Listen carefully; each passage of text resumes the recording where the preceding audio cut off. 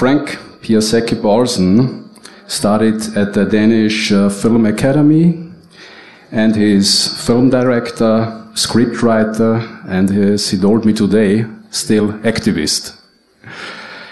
He was directing several films about issues on the African continent, like the film Democracy about South Africa after apartheid, about the Truth Commission. No, not about... Not about the democratization process. But he was also doing films in Latin America and Colombia, Guerrilla Girl, about the FARC, which was now also in the media because they killed one of their commander. And they're doing a film in East Timor and also in Denmark. Most of his films are based very much, I feel, on human rights.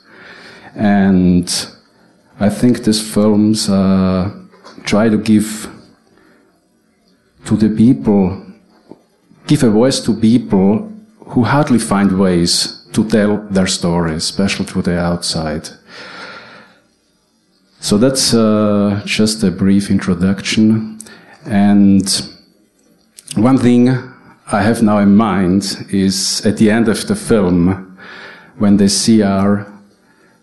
CSR manager of Nokia said, "Tell the people in Congo, tell the kids, there is always hope." I mean, it was a striking comment from him, and what I would like to ask, why is it so hard for Nokia to talk about it and to tackle this issue? When I returned, I was in Congo 5 times when I was making this film, and when I returned the first time, I realized that I didn't just want to make a film about the situation in Congo, but I wanted to make a film about our part of this and how we could kind of sweep in front of our own door. And I chose Nokia because I've always been a Nokia user, so I could have this kind of personal approach. And but I had my prejudice, you can say, in a way, towards Nokia was that they were a very socially responsible company, and I thought that they would be willing to work with me, letting me film how they were trying to solve this problem. And I was very frustrated. I used more than a year trying to get a dialogue with Nokia, and at the end I gave up, and I just walked into the reception and insisted that they give me some answers. And I think this is part of the reason why this hasn't been changing for the last 10 years, because this is not a new story. I mean, Nokia admits, and they write also at their homepage, that they have known about this since 2001. And I think the reason why it's not changing is because nobody wants to get involved in something if they don't have to. I mean, if they're not forced into dealing with it, then it's easier not to, because it's such a complicated issue and it's very hard to solve. And this is, in that way, I think the film is answering some of the questions why this has not changing, is because a company like Nokia would not be interested in having their logo stained by Congolese child blood. Of course they won't, but I talked to a woman who was the predecessor of the woman from the supply chain woman, the British woman who works for Nokia, who's working directly with the supply chain. The one that had her job before her, she's Finnish, and she wrote me a mail after she had seen the film, saying that in 2001 she was the one taking care of managing social issues or social responsibilities in terms of supply chain, and she was really trying to get the board of Nokia to address this issue. And she said that the only thing that she could really argue with was the risk assessment. I mean, the risk that this would blow up in their face. Talking about, child labor and people dying in the Congo, that had no effect on the board. The only thing that had effect was the risk that they would be, that they would be exposed as people who did wrong in this case. And she also wrote to me that finally, after years of trying to get Nokia to address this issue, she got fed up with it, and she stopped working for Nokia, and she retrained and became a nurse, and she's now working in Uganda. So that's a very nice story, I would say. But But it just tells us that, I mean, the bottom line here is that we can't expect large companies to solve these kind of problems, because, I mean, we have so many examples of that they won't do it. I mean, we can make films like this, we can create campaigns, and we can force them. But at the end of the day, I mean, there's so many of these. I mean, I think I could make a similar film about the shoes that I'm wearing, the jeans. I mean, all the things that we surround ourselves with every day is part of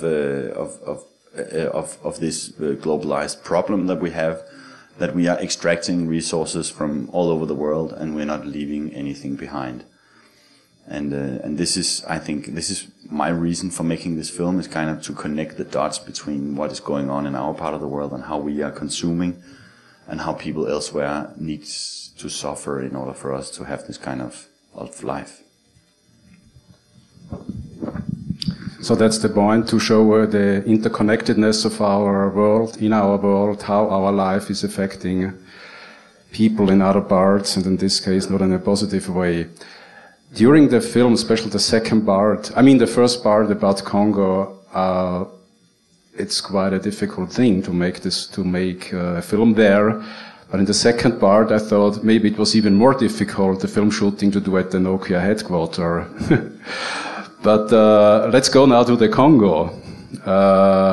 How did you manage it to go down to the mines, to the access to the, how you had access to the mines? Was it the bureaucratic stuff you had to do? Was it dangerous to go there? Yes. Actually, the point when I was the most nervous making this film was when I was entering the Nokia building the first time. But yes, it was, of course, it was very difficult to work in the Congo. I've been working a lot in Africa, but I've never worked in a country that was so complicated as Congo. I think we were arrested maybe 50 times in the making of this film.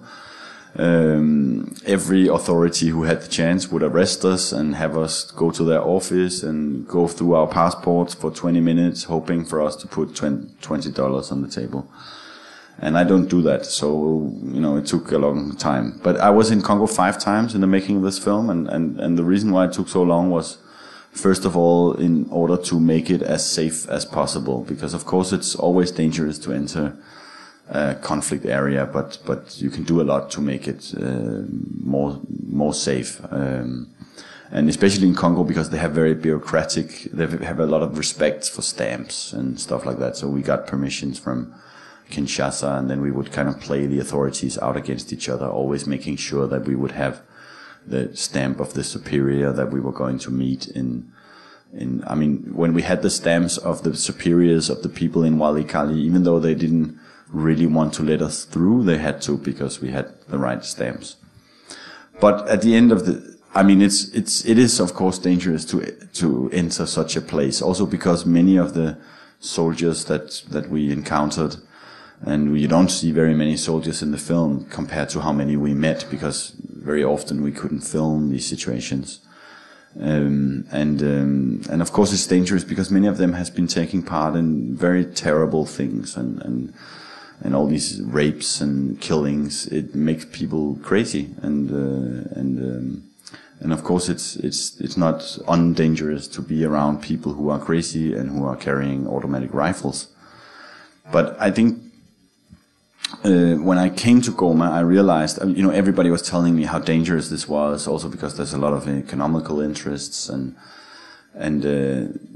but for me I realized that was why I hadn't heard about this problem before. Even though I've been traveling a lot in Africa, I knew there was war in the Eastern Congo, but I had no idea that I was involved in this through my mobile phone, until a producer told me and asked me if I wanted to make a film about it. And I realized that the reason why I hadn't heard about this was because it was so difficult to go there, that it was dangerous and very inconvenient. You had to walk through the jungle and all this. So that the more dangerous it became, in a way, the more important it also became for me to finish the film.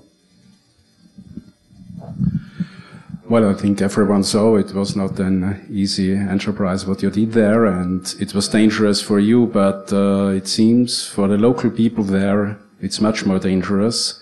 For the miners, for the couriers, And it seems a lot of these people who are working in the mines or around the mines, still very young, some are children. Can you tell us a little bit more about the working conditions, the living conditions, where they are from surrounding village or coming from far away? Maybe we can try the other mic, it should work. No, not yet. Okay. Yes, the working conditions. I would say that I've been among a lot of poor people, and I've been in a lot of conflict areas around the world, but I've never seen anything like this place. I've never been in a place. It's not so much what it looks like, but it's more the kind of atmosphere, the feeling of despair and desperation in the actual mining area, just to get a glass of water, just to get some water which is not completely contaminated. Is very difficult, and that really makes people desperate. And the thing is that you would see also a lot of children there. The boys working in down the holes in the mine, they would be from 12, 13 and upwards. But you would have a lot of children working on top of the mine, selling biscuits and doing stuff like that. And in so many ways, this is really like a very desperate place to be in. And also because they can't get out. I mean, when you have to pay to get in, and you also have to pay to get out of the mining area. And even though they are making money, they have to use this money in order to survive, in order to have a place to sleep and eat and stuff like that. So they can't afford, or maybe they could afford to get out, but then they are out and they can't go in and make more money. So they're kind of trapped inside the mine. And yeah, I mean, it's really like the closest I've been to hell on earth, I would say. And because one of the main arguments was that we as a consumer of mobile phones also financing the war, and this taxation on the local level, it always works with the ore which is brought out, and also for other products, how these different armed groups getting their money. Mm. Yeah, what they're doing is that they're taxing everything that comes in. So business is just. Oh, we have questions up here. Yeah, we would. I mean, they are taxing not only the minerals going in and out, but also everything else. So to get a place to sleep or to eat something, everything. I mean, it's like a beer costs $8 inside this mine. A kilo of meat costs $12, and this is extreme prices compared to the rest of the Congo. So they would just let people work, and then they would just tax everything. So all the cream or all the profit that are made from this mining is ending up in the pockets of the warlords. Mm. Well, we could make a whole workshop on the ethics of this, because this is really an issue. It's a very important question you raise. And the reason why it's in the film like this is because I thought it was important that you should be able to raise this question. Because the whole dilemma here is generally that if you want to make a film about child labor, it's very hard without asking a child to work.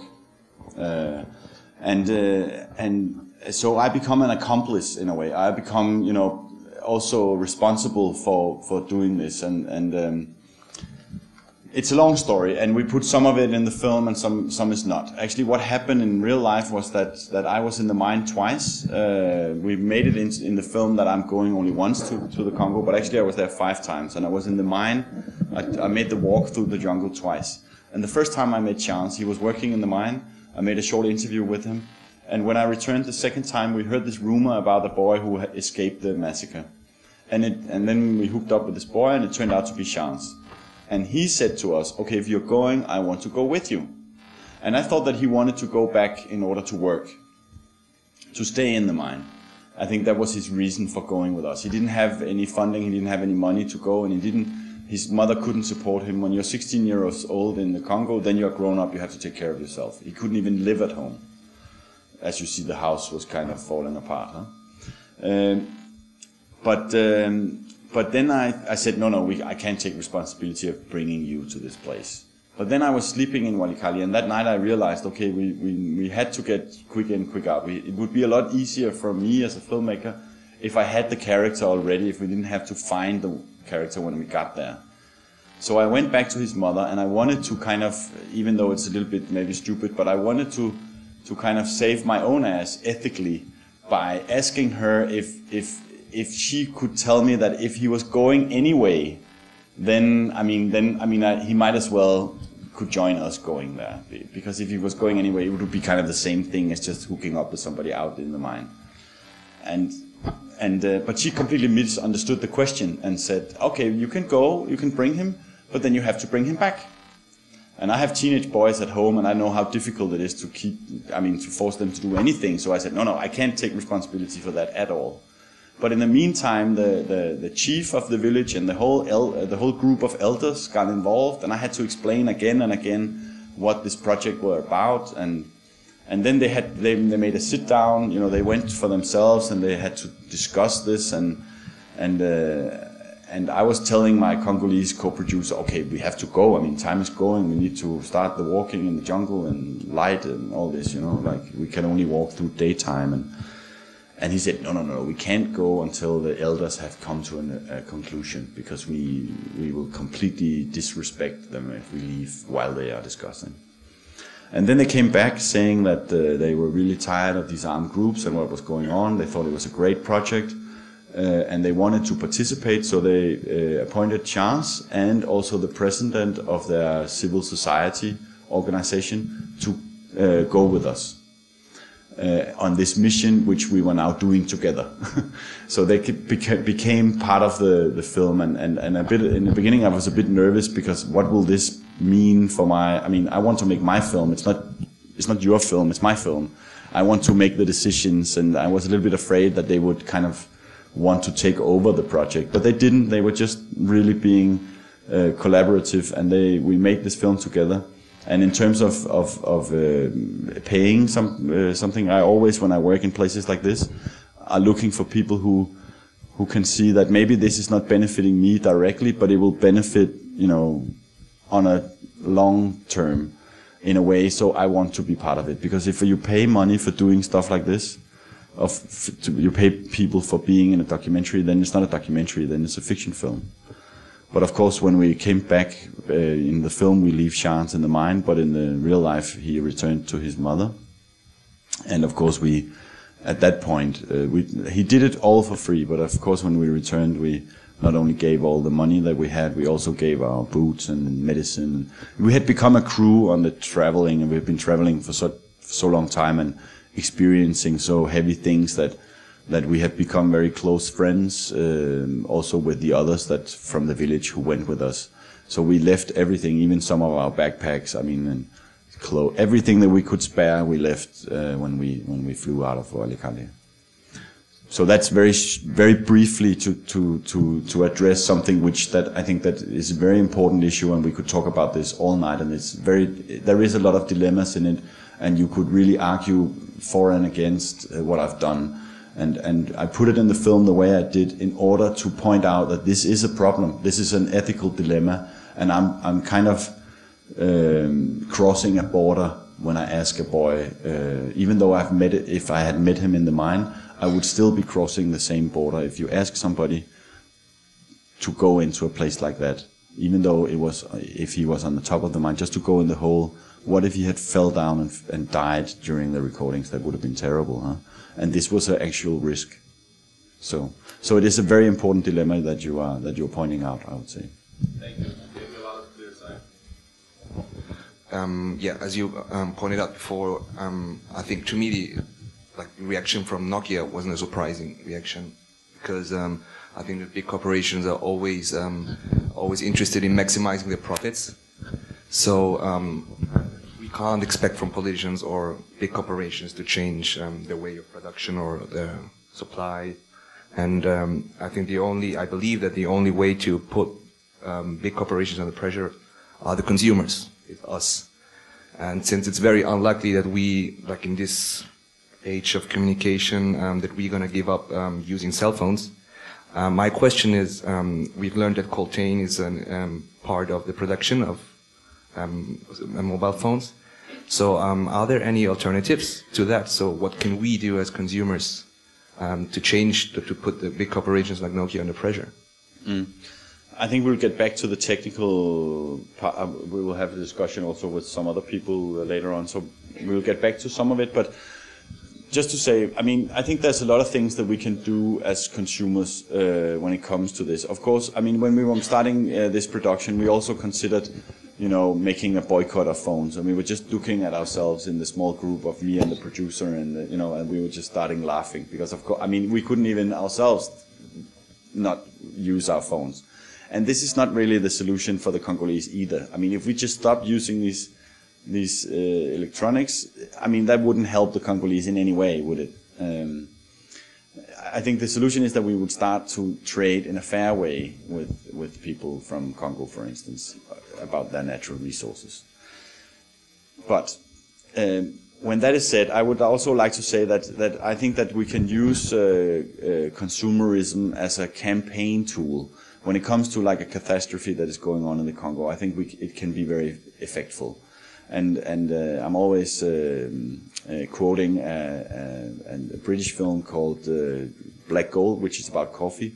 They have like these very nice 4 levels of involvement. As a consumer, you can, you know, raise awareness, tell your friends, I didn't know before somebody told me.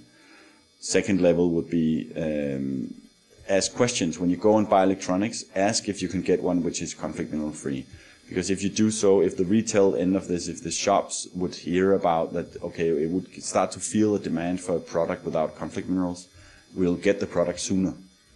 Fourth level would be to ask your politicians to engage in this. We are all represented by particular politicians, and we can write them and say, this is something that concerns me, please look into it.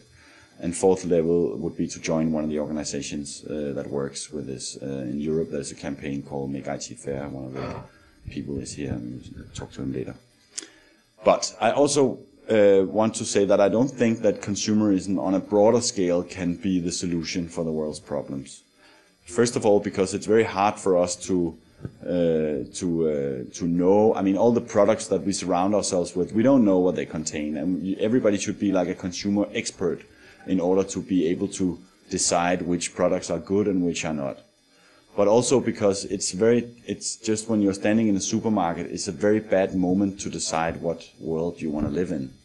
This is something we should decide together when we are going into the election box, not something we should decide when we're standing like me, poor artist, in the supermarket. Do I like ecological eggs or do I like not ecological eggs? Then it becomes only something for rich people. I mean, the rich people, they can buy the ecological eggs because it's double the price of the non-ecological. And this is not a fair way, I would say, to develop the world. I think we should all decide together what kind of world we want and then make it like that instead of leaving it up to the market. We know that the market can't solve the problems of the world. We've seen this for the last 100 years.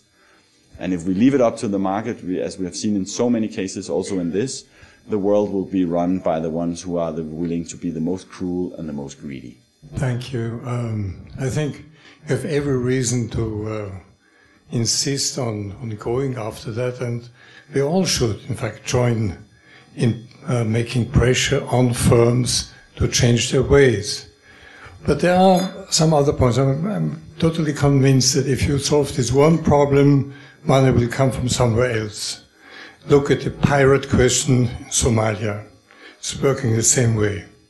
And perhaps you should, also in discussion, highlight a little bit more the political background of this whole situation. It has started much earlier, of course. And one might also say that there are a few things to say that by now the international community has started to focus on this. There are at least 3 working groups that are now in a very systematic way trying to solve not only the Coltan question or to go after that, but there's the diamond question and so on. There's at the moment a big fight about the traceability of diamonds in Zimbabwe, and we are trying to get the Chinese into that. And the last item is a funny item. There was a news item 3 days ago that Rwanda had sent back 82 tons of minerals to Congo in a very public way.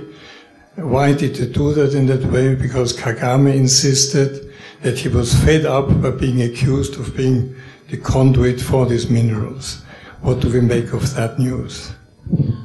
82 tons is a very, very, very small, is nothing compared to, I mean, they dig out 30 tons every week from BC alone, you know?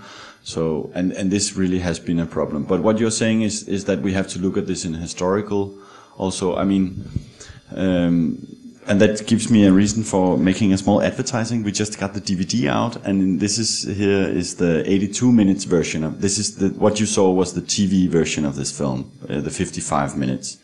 In this version, we go also into the background, the historical background, and how things has been like that in Congo for 100 years.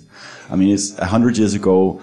The Belgian king was the private owner of Congo as a colony, and he became one of the richest men in the world by selling the rubber from Congo. And in that period of time, from 1890 until 1910, before rubber became from it was the rubber wheel was invented until they got established rubber farms in the Southeast Asia.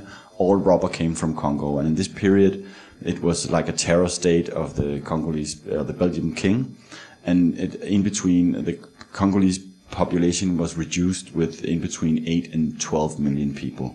And here we are talking about a guy who there is a big statue in EU's capital, Brussels. We have a big statue of this guy.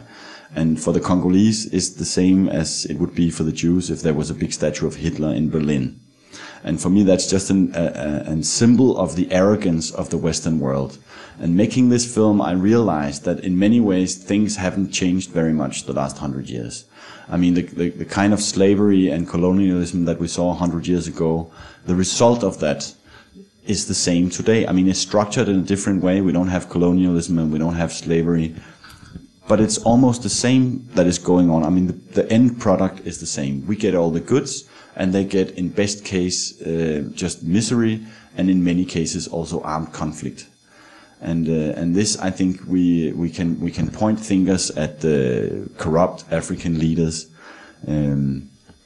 or we can say how are we? I mean, we could sweep in front of our own door and say, how are we endorsing this kind of corruption, and how are we paying for that? I mean, many of much of the corruption going on in Africa is actually financed by Western companies, supported by Western governments. And I think that it's time that we realize that how much responsibility we have in this and started to do something about it.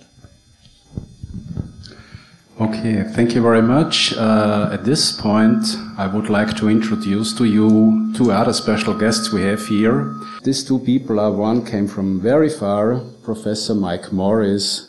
Please join us on the stage. The second one is Team Steinweg from SOMO in Netherlands. Is he around? Yes, here he is.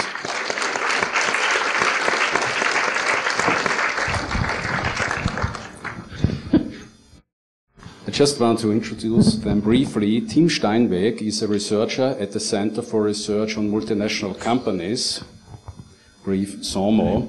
SOMO is the coordinator of the Make IT Fair. Is the right spelling? Make IT Fair, yeah. And SOMO and he recently organized a roundtable at the European Parliament. So they are tackling the legislative label.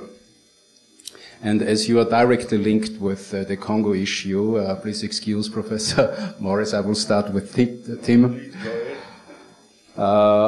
Because it was already raised by one of the audience. I mean, there are a lot of awareness-raising campaigns, advocacy campaigns, and yeah, there was some skepticism by Frank. So can the consumer change something? They can, of course. If you turn off the mic. If I turn on the mic, then yes, consumers can change. Because a consumer is never just a consumer. A consumer is a person, is a citizen, is one who could use various roles in order to achieve something. And being a consumer is just one of those roles. And I really like the question that was raised of what can we do. I think the problem with electronics is that there is no alternative. You can't choose a fair trade mobile phone that doesn't have the materials coming from the DRC. Yet, it's true. You can't buy one that doesn't have any of the materials. But what you can do is consume less, for example. You know, why do we need to buy a new mobile phone every year? I'm really happy that you showed your own mobile phone. I wish that I could. I used to have one that was 10 years old, but it broke down on me. But consuming less mobile phones means that there's less pressure to mine, and it's exactly that pressure which can create conflicts and human rights abuses. We can recycle, and we can just say that this concerns us. You know, let our voices be heard. Talk to the companies when you buy a product, but also just online with all the social media and with all the online campaigns that are ongoing. It's really easy to address these companies. You know, I always say, you know, let's try and look up whether we can find the Twitter account of some of the board members of these companies, and let's, you know, raise the question directly to them and use your voice as a consumer to say that, you know, what we've seen in the film is unacceptable, really. And the second thing is that I don't think that companies only respond to consumer pressure. The other big important element is that they also respond to laws, to legislation. It's quite absurd that no company is breaking the law being involved in what we just saw. And what we've seen at the end of the movie was the beginning of a process of a law in the United States. That law has been passed about a year and a half ago. And what we see is that all of a sudden these companies are really, really getting concerned and starting to move and doing a lot more than they have done before. So what we're saying is, hey, why can a law like that be passed in the United States, but not here in Europe? So as a consumer, but also as a citizen, we should call for legislation in Europe to try to tackle these issues. You mentioned this law, and it was also shown in the film, this Frank Dodd Act, which might lead, or led already, to a de facto boycott or ban of this so-called conflict minerals. And this is criticized by African partners, not only by the mining companies, also by civil society organizations, by local authorities, because the arguments are, well, at the end we are losing even our lousy jobs, we have no more tax income, our economy is going down. So what did you recommend at the round table in the European Parliament? The same like the Frank Dodd Act? Well, there's two things that I wanted to point out. First of all, I completely agree with the criticism. The boycott is not the solution. Walking away from a problem is not the same as solving it. In fact, what we've heard from some of the Congolese organizations that we've talked to is that the boycott has led to the local economy collapsing completely, but not reducing any of the violence or any of the conflict. What should be done is try to source from the region, but source without it linking to violence. And there are mechanisms that have been developed internationally now, which can be used to ensure that that actually happens. And the second point is that I would argue that it's not directly a consequence of the law that there is a boycott. Because the situation now is that the law in America has been passed, but it's not yet implemented.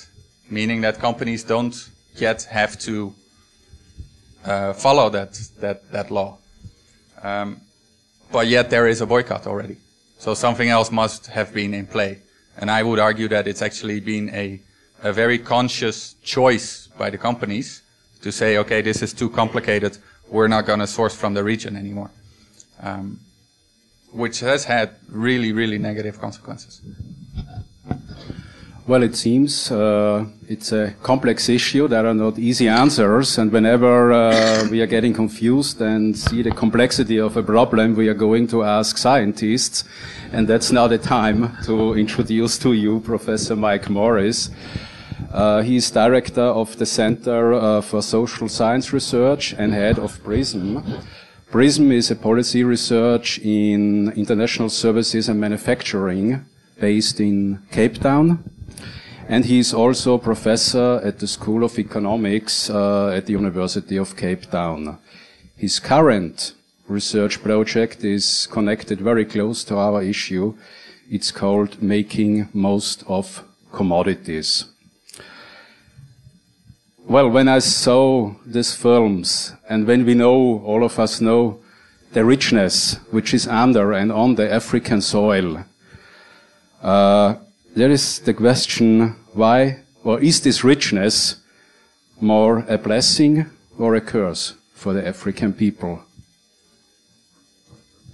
Can you hear me? Is that working? Is it on? Actually, I need this. I mean, I've spoken to many large crowds in my life, but unless in some sense you're recording it, I've never needed. I think they are. There are bigger crowds in Cape Town, I know. Okay. But please use it for documentation. I worry about documentation. The security police may be listening. You can just call me Mike. My students don't call me professor, so there's no need for you to get formal. I just wanted to have two caveats. The first is that I don't speak German, so I just had Cornelia whispering in my ear every now and then, you know.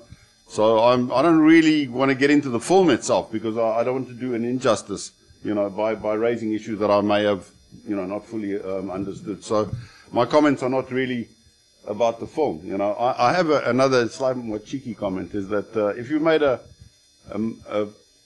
90-minute cinema movie and you made a TV movie which is 50 minutes, you could make a short one for mobile phones. What I wanted to do was to focus on two points that you made, right? And speak about those points from the perspective of Africa. I'm a South African, I'm an African, and I am concerned with the whole question of the industrialization and the development of Africa. Because without industrialization, you can't solve poverty problems, and because without industrialization, you can't solve employment problems, and without employment, you can't fundamentally solve the question of poverty, and you can't deal with the development issues. So employment is absolutely critical, and industry industrialization is the key to the whole story. So I wanted to rather take up from and answer the question by taking up 2 points that you made. The first one was, you said something like, when are we going to give something back to Africa? You said, we take from there, and what are we going to give back again in terms of the various resources that are taken from there and the industries that are not developed there. So that's a really important point. Because what that points to is the question of, what do you do with the resources in Africa? Do you just extract them and export them, or do they get utilized to build forward and backward linkages? By forward and backward linkages, we mean industrial activity of some kind, which may process the resources, or backward linkages, which are supply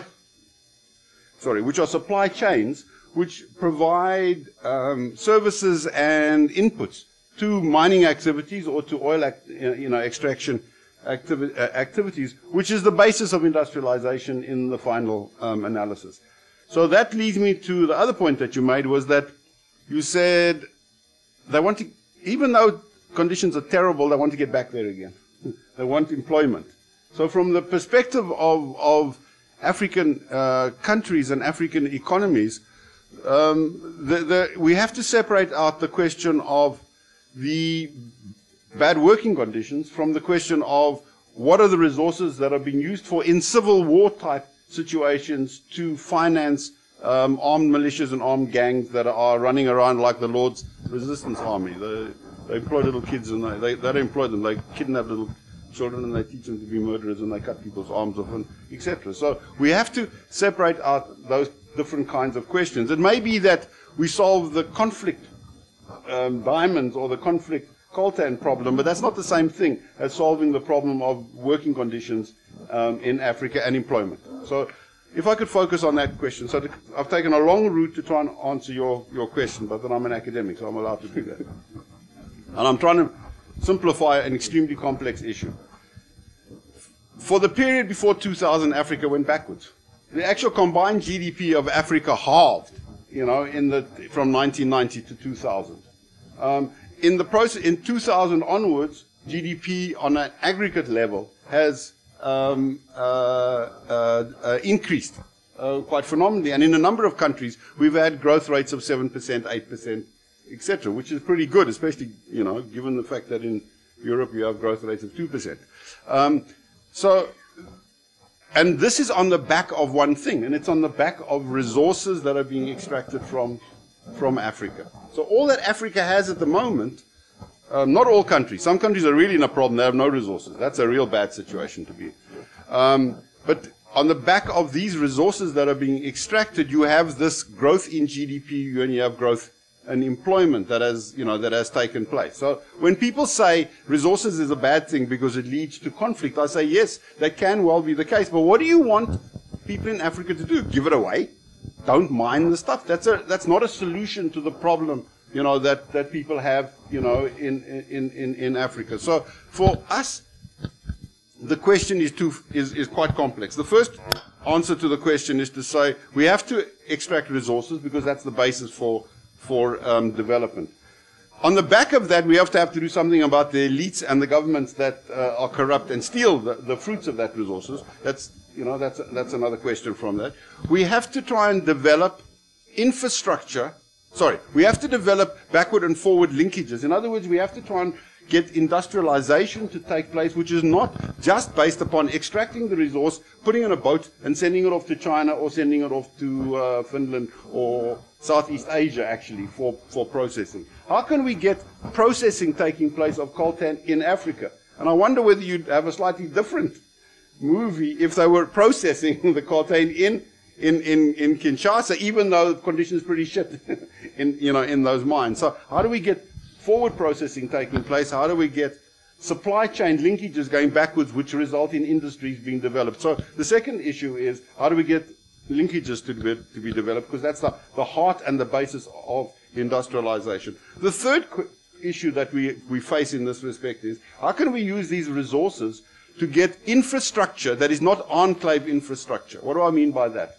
It's the classic case of colonialism. You have Belgium coming along and saying we want the rubber trees. All that we do is build a road from wherever we're taking the rubber from, straight to the port and out again. Nothing takes place on either side of that. There are no linkages from that infrastructure which build and have knock-on effects to other industrialization processes. So we use a word in social science and economics, we call it corridor development as opposed to enclave infrastructure development, because that spreads the process of industrialization. And the fourth big issue is how, on the basis of this, can we get skills development taking place? Because if you upgrade the skills and you don't just have 16-year-olds or 12-year-olds selling biscuits, etc., there will be 12-year-olds selling biscuits because we have a large number of unemployed, people. But if we can raise the skill level generally in Africa, then we have a major impact upon the development prospects of African people, and then we use resources in a positive and productive manner. So I'm sorry I've taken a very long route to try and answer your question, and I hope that it throws some light from a broader perspective than just focusing on this movie, but looking at the broad base of commodities in many parts of Africa. Having the danger that I'm getting a very long answer, but this was very important now, what you said. Are there examples, governments, countries, companies who are following these principles which you mentioned now? Are there positive examples? Well, yes, you've had the irony of South Africa is that on the back of a very harsh, repressive, racially configured regime over the last... From the 1920s onwards, you had an industrialization, process that occurred. So let's leave that aside. Yes, you have examples, of this occurring. Ghana is an interesting example of industrialization occurring in terms of linkages, without very much policy intervention. But policy is absolutely critical. Nigeria is a good example of trying to use policy, government regulations, government interventions to try and build backward linkages from the oil sector in Nigeria. Angola is a very poor example, but it's a good example in some respects. Angola is a very peculiar country. It's very messed up in many ways. But they have major local content type initiatives. They don't work, but they have worked in some respects. They've worked in trying to upskill a number of people in the oil industry and in oil supply industry in that respect. You have some ways in which this is working in Zambia with respect to the copper mines. Tanzania is an example where nothing is working in this respect. It's a very good example of what could be done. Tanzania is incredibly rich in minerals, and there's very little benefit from it because the government is unable to do anything to implement anything. So the question, the short answer, to be short now. It's too late. The key thing in this respect is the role of corporations, lead commodity extractors, i.e. the mines or the oil companies. Do they have a vision for developing supply chains? Do they have supply chain management programs of some kind? Does the government have a policy which says our focus is not just on extracting oil and stealing the money that comes from it, but our focus is on building backward linkages in this respect and having industrialization processes? And are we aligning our policies and implementation with the policies and implementation processes of the corporations themselves? If you get that alignment going on, then you will have a real positive process. Is this happening to a limited extent? The real problem is the lack of alignment that takes place in Africa within corporations backwards and between governments and the mining corporations. Okay, asking him, it's getting even more complex. But there are now maybe for a second round in the audience, there are some questions or statements from your side after you hear other statements here. Over there, yeah. Yeah, I wanted to know that nobody mentions, for example, China and all these producing countries. I mean, when they produce a product, they need to know what can I use? If it's Coltan, then I need to know where do I get it and for how many years can they take it. So I don't understand why, okay, it's Nokia, it's very good, we've seen the example because maybe you could approach that company. But I think it's very fake that the Americans, they have made this law because in fact they also use it, they also need it. It's just to calm everybody. And these companies, they make master plans. I mean, they have to make plans for 10, 20 years in advance. Otherwise, their productions are based on what? I mean, they need this material. And I would like to know if any of you knows how they function. And where is the next step? Where do they go? I mean, do they go to Mars or do they go somewhere else? Or, I mean, you know, they have started maybe 20 or 30 years ago to search for this material. So this is a really, really long story. And for me, this subject is new. I mean, maybe I'm asking a silly question, but it's like many countries are connected. And I really want to know, I mean, how they plan or how did they find it out? And why can't they find something else? Thank you. I still would like to see if there are other questions, to collect 2 or 3 of them. Just let's collect 2 more questions then. Oh, but let's answer this one before we start the next one. Huh? Oh, no, just let's go on here. Who is the moderator today? you are the filmmaker. I'm a director. I like to direct. Okay, please. I have a very different question because I would like to know why there is no one from Congo in this round. Because there's a lot of experts in Austria knowing about Kivu, especially this region, having been there very often, trying to improve the situation for the people there. And this, I'm really missing someone from Congo in this place. Thank you very much. I will maybe the one who should answer because we organized it. But is there a third question around? Okay, or a statement. You can also raise your question in German language. I try to translate it with my weak Austro-English, and that's also possible. No, it's not encouraging the people. Okay, who wants to answer about starting with China and how the companies are planning functioning? Yeah.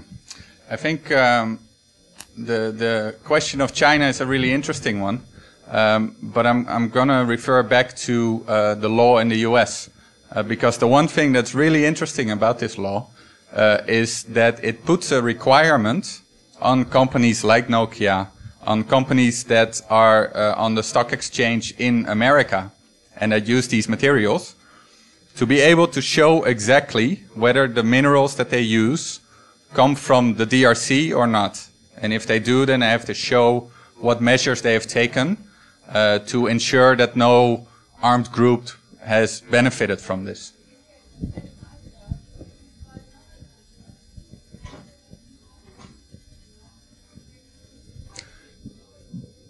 What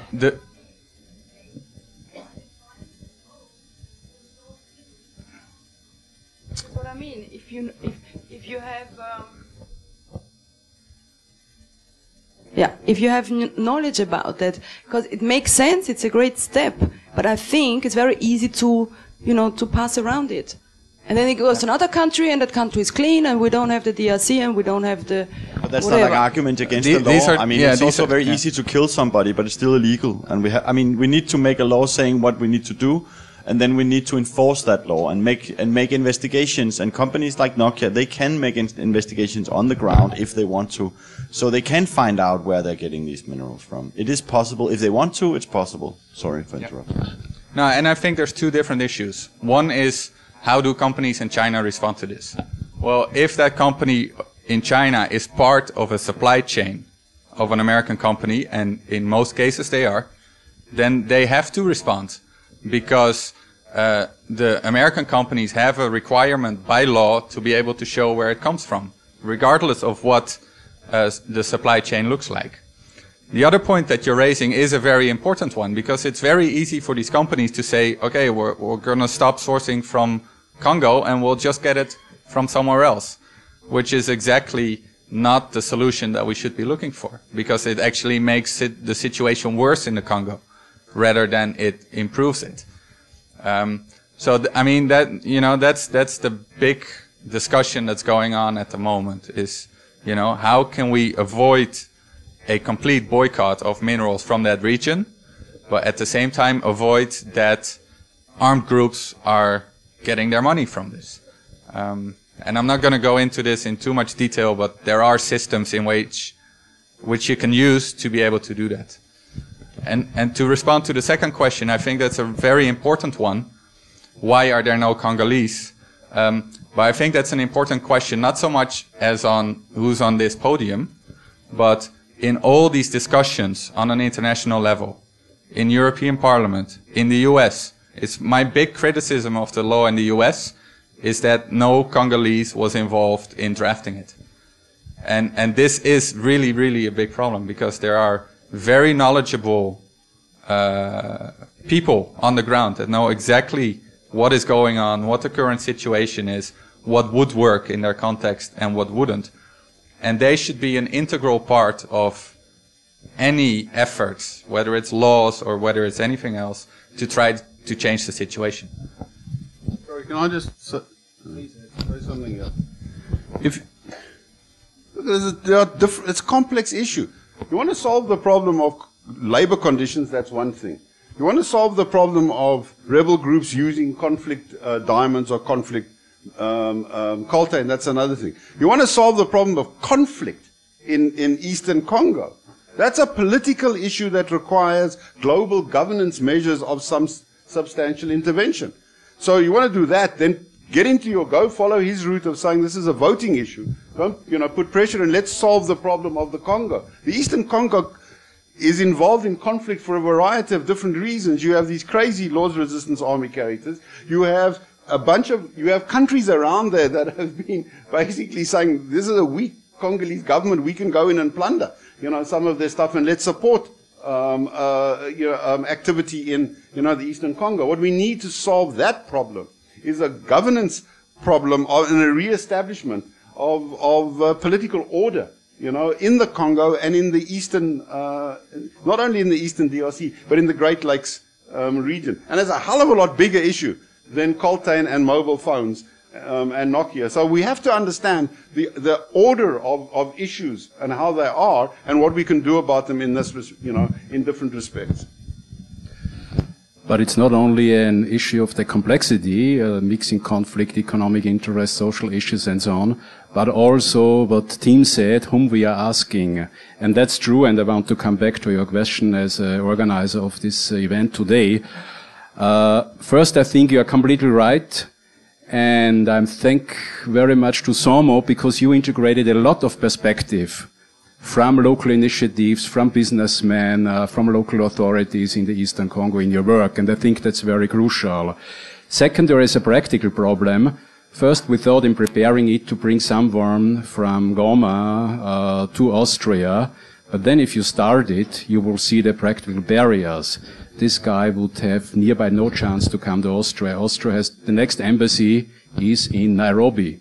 So to apply for the visa, you have to go there to Nairobi, and then it's never sure if you will get the visa. If you apply in another embassy, like in Kinshasa, we can write 100 letters of invitation. We will hardly get the visa for this person. So that's just a very small but practical problem. How we can, under such a visa regime, establish a dialogue on the same eye level. That's a challenge. I mean, European researchers going around, filmmakers can go around, but there is no filmmaker from Uganda who can do the same in Congo. So there is still some practical challenges ahead of us. But coming back to and now we are coming more or less to the end of our debate, but because it was mentioned China. Mike, do you think China is fulfilling this criteria, doing this backward and forward linkages, not having this enclave industries? Is it a way forward? How much time would you want me to talk? 2 minutes, that's your final one. I just spoke on this afternoon to the Austrian Development Agency for 3/4 of an hour on trying to grapple with the issue of China. I've been working on this issue also, actually, on China in Africa. I don't know anything about China and Coltan or China in DRC, I'm afraid. I can't say anything about that particular issue. I can say a few things about the role of China in Africa. And I'll start by saying what I said before, is that when you come to China, it's even more complex. You've got to take your ideological glasses off, and you have to decide that you're not going to get into the issue of praise or blame. Because whenever anybody looks at the role of China in Africa, they've got an ideological lens that they're really putting on, and they're either going, right, China going to save us, or we've been colonized again by the Chinese. So that's the first fundamental point. The second thing is China operates in a completely different way from the West in Africa. They don't separate aid, trade, and foreign direct investment. It's all bundled up together. That's the exact opposite of what goes on with Western aid and Western involvement. I can simply say about that this has problems and it has advantages. The one advantage that it does have is that you have leverage. You can actually go to China and say, okay, fine, you're going to apply what is called the Angolan model. We're going to give you oil. You're going to put in infrastructure involved in this process, and we're going to pay you back, in oil. So we have aid, trade, and FDI all bundled up together. In return, involved in that process, we want you to build 3 hospitals over there. We want you to have 1,500 bursaries to send people off to China to learn about becoming engineers. We want you to come on and help us to develop some backward linkages, in this respect, etc. So that gives you the leverage to be able to do that. Whether this happens is the problematic part of the story. So to summarize very quickly, the problem is that China has a strategy for Africa. Africa doesn't have a strategy for China. It's 51 countries that are trying to deal with China all at the same time. That's the nub of the problem. Okay, I think to hear more from Mike is possible tomorrow, as I mentioned already, during this workshop. Tim, do you think through this pressure, the different campaigns, the legislative initiatives, there have been already some positive change among the companies? Not the mining one, but the one who are buying in Europe and US. Change, yes, absolutely. More efforts, absolutely. Positive? I don't know. It's really difficult to tell, and it's really difficult to tell because there's so much going on right now, and so much at the same time, and we don't know what it's going to look like in the end. It's too early to tell in that sense. But I think the one big thing that has been achieved is that the problem has been ongoing for 15 years. And for 14 years, companies have done nothing about it. You know, whether they knew it, like Nokia, or whether they didn't know it, or whether they did not want to know it, nothing really happened. And all of a sudden now, there's so much momentum going that it's an opportunity, you know? This is the moment to actually make a change. Frank, it's up to you, the final words. Your film has been shown not only in TV, but also in a lot of festivals and cinema. There was a great impact in Great Britain, you told us. And the film will be shown in Congo. And please tell us your final message. Yes, I think that's next week the film will be having its African premiere in the Congo, in Goma, on a film festival there. I would say that when I decided to make this film, it was because I wanted to make a film about what is going on in Africa and how we are connected with it in a way that was relevant for people here in the West. Because in many ways it seems what is going on there seems to be very far away, and it seems to have very little to do with us. And I beg to differ, because it has everything to do with us. I think that we have a great responsibility, not only historically, but also for what is going on today, and what will be going on in the future on creating a much more fair world in terms of distributing of the wealth. We have been the humankind has become so much more rich during the last 100 years, but this wealth is not being spread in a fair way. And I think that because we are here where the surplus is, that we really have a responsibility to take part in changes that will make the world a more fair place. And this is really my agenda. And of course, when you work with a subject like what is going on in the Congo, you get affected by this, and you get also involved, and you want to also move on this particular issue. But I think this is just one example of how, sorry my French, how fucked up our world is. And I think that we all have responsibility, especially us living in the rich part of the world, and who has all the means of communication, who have the educations, who have all the surplus that will make it possible. So please join in the great movement of making the world a more nice place for everybody. Thank you very much.